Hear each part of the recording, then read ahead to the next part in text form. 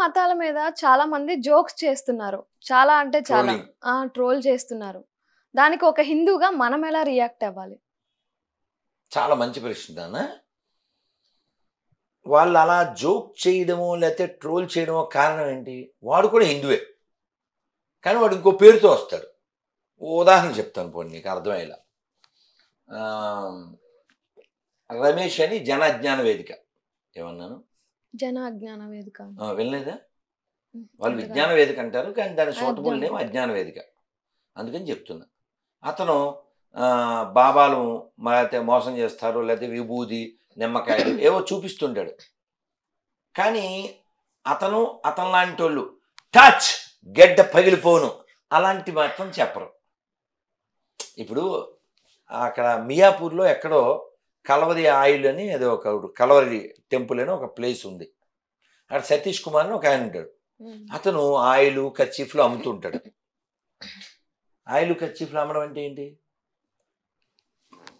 పవిత్రమైన కర్చీఫ్లు, పవిత్రమైన ఆయిల్ అవి నెత్తి మీద వేసేసుకుని ప్రార్థన చేస్తే వాళ్ళకి రోగాలు తగ్గిపోతాయి అని అలా జనాన్ని ఓదరగొట్టేస్తుంటాడు. ఈ గొర్రెలన్నీ వెళ్ళిపోతుంటాయి. పెద్ద పెద్ద రోగాలు తగ్గించేయగలరు ప్రేయర్ చేయడం ద్వారా. కానీ కళ్ళజోడు లేకపోతే బైబిల్ చదవలేదు. అంటే బుర్రలేనుడే అక్కడికి వెళ్తాడు అనడానికి ఎందుకంటే రుజువు ఏంటి? నువ్వు కొన్ని పేర్లు చెప్తాను నన్ను నీకు అర్థం కావడానికి. ఈ సతీషు, రాజమండ్రిలో జాన్ వెస్లీ, విజయవాడలో ఎమానియలు, గుంటూరులో జాన్ బాబు. పోస్టర్లు అంటిస్తారు రోడ్డు మీద చూడు. ఉపవాస ప్రార్థనలు, లేకపోతే గుడారాల్లో పండగ, పురుషుల కూడిక, స్త్రీల కూడిక, ఇలాంటివేవో ఉంటాయి. నువ్వు పోస్టర్ల మీద పాస్టర్లు ఉంటారు. పాస్టర్లు ఇదే టైటిల్ వేసుకో, బాగుంటుంది. ఓకే, ఈ పాస్టర్ల కళ్ళజోడు ఉంటుంది. వీళ్ళు చాలా పెద్ద పెద్ద రోగాలు తగ్గిస్తారు కదా.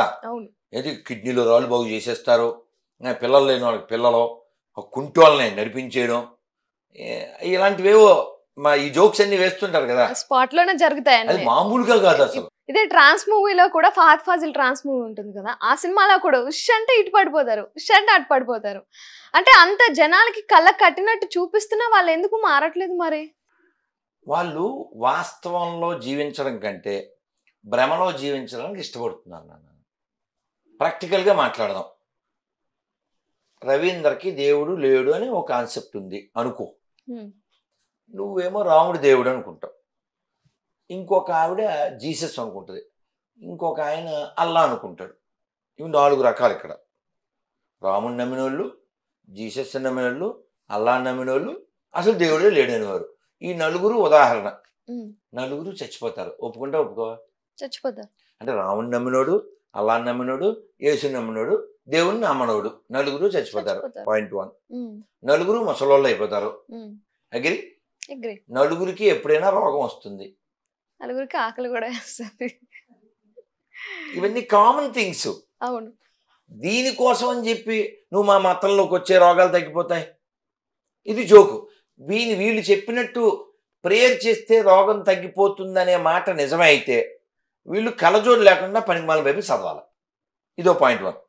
ప్రపంచంలో ఉదాహరణకి నువ్వు చిన్నపిల్లవి, నీకు తెలియదు, అయినా ఒక 40 ఏళ్ళు వెనక్కి వెళ్దాం. పెద్ద ఎన్టీఆర్ తెలుసా? తెలుసు. సీనియర్ ఎన్టీఆర్. వారు హార్ట్ ఆపరేషన్ చేసుకోవడానికి అమెరికా వెళ్ళారు. అప్పుడు మేము చాలా చిన్నపిల్లలు. తర్వాత ఏదో గొడవలు అయ్యి ఇక్కడ వాడెవడో ఆక్రమించి సీటు ఏదో మొత్తానికి మార్పులు జరిగినాయి. అమెరికా ఎందుకు వెళ్ళారు ఆయన ఆపరేషన్ చేసుకోవడానికి? ఇక్కడికంటే అక్కడ ఎక్విప్మెంట్ ఉందని, అడ్వాన్స్డ్ అనే కదండి.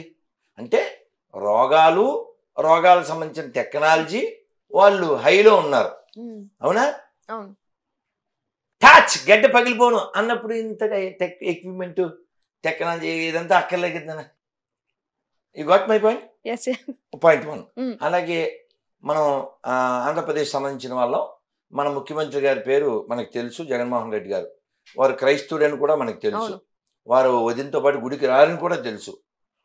గుడికి వెళ్లకుండా గుడి సెట్ వేసుకుని హడావిడి చేస్తారని కూడా మనకు తెలుసు. ఓకే, తిరుమల నాశనం చేస్తారని కూడా మనకు తెలుసు. ఎవరన్నా కాదంటే నిరూపించమని మాత్రం చెప్తున్నాను. ఎడిటింగ్ మాత్రం చేయొద్దు, ఎందుకంటే అన్ని నిజాలు కాబట్టి.